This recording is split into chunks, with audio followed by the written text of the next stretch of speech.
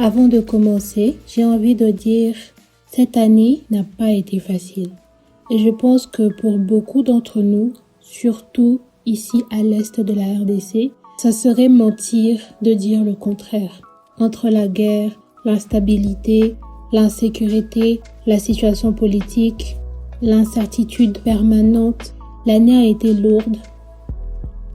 La guerre a commencé très tôt, dès janvier, alors que l'année venait à peine de commencer, avec pourtant beaucoup d'espoir.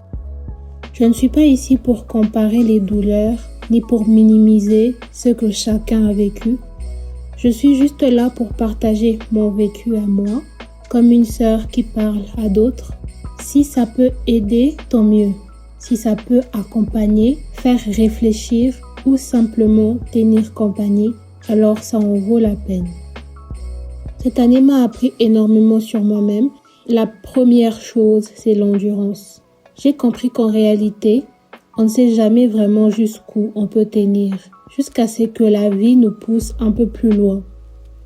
Il y aura toujours quelque chose qui arrive et qui te fait réaliser que finalement, tu n'avais encore rien vécu. Et pourtant, tu tiens, tu continues, tu respires encore. J'ai aussi appris la discipline, la constance. Même quand tout autour de moi est instable, même quand tu n'as plus envie, même quand tu pourrais facilement laisser tomber, t'enfermer sur toi-même, te noyer dans tes pensées. Et surtout, j'ai appris une chose très importante.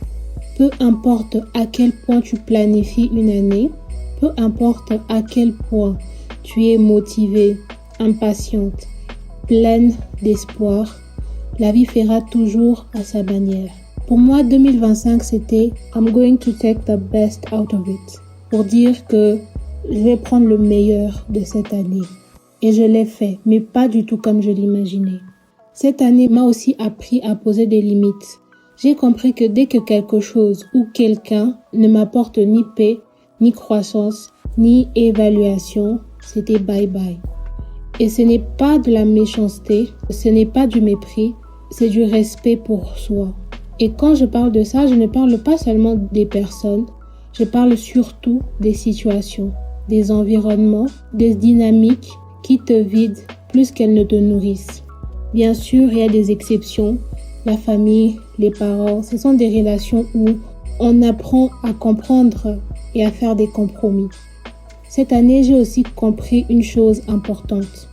Nos parents sont des êtres humains avec leurs limites, leurs blessures, leurs bons jours, leurs mauvais jours et on oublie parfois de les humaniser parce qu'on les voit tous les jours.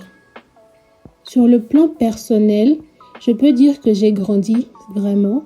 Cette période un peu étrange où tu quittes officiellement la case jeune adulte étudiant, tu finis tes études, tu entres dans la vraie vie, tu veux prendre soin de toi, tu veux subvenir à tes besoins, tu veux être indépendante, mais la réalité économique, politique, sociale n'aide pas toujours.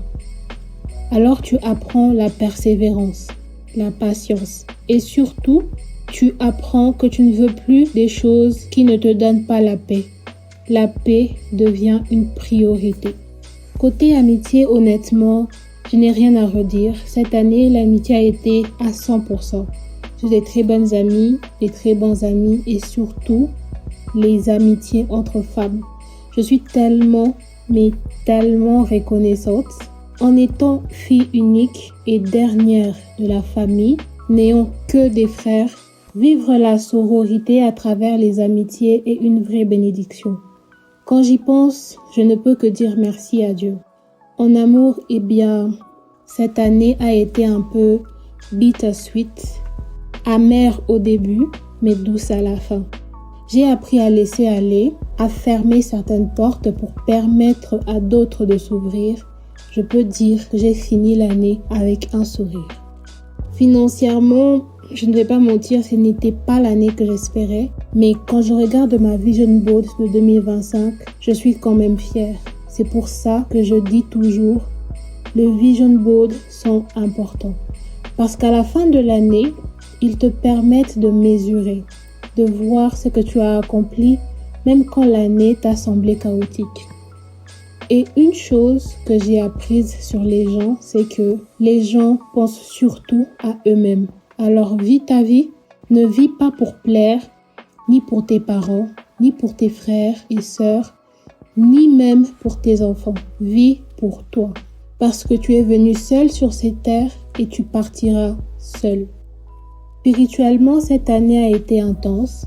La foi m'a littéralement tenu debout. Sans la foi, la dépression n'était pas loin. J'ai appris la patience, cette patience qui te demande d'attendre, même quand tu ne comprends rien. Même quand tu pries, que tu fais ta part et que tu ne vois toujours pas de résultat.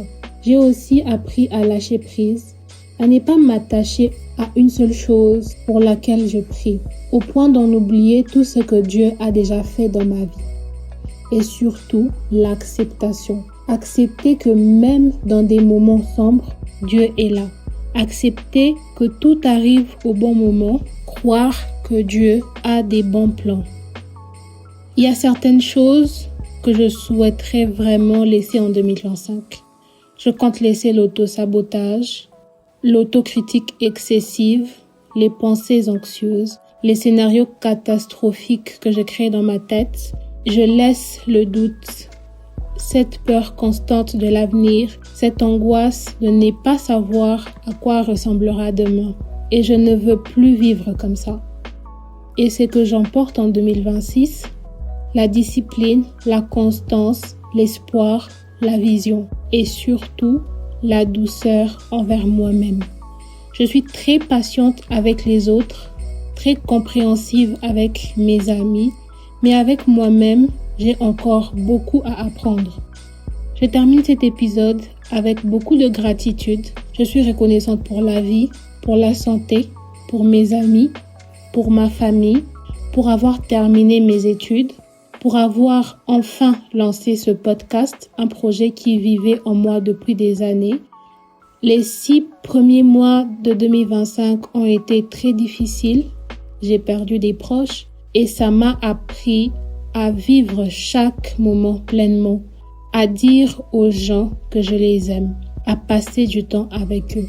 Si je suis encore là aujourd'hui, si je peux encore parler, partager et rêver, c'est que le chemin continue. Et pour ça, je suis profondément reconnaissante. Alors à demain pour le tout dernier épisode de Podmas. Prends soin de toi.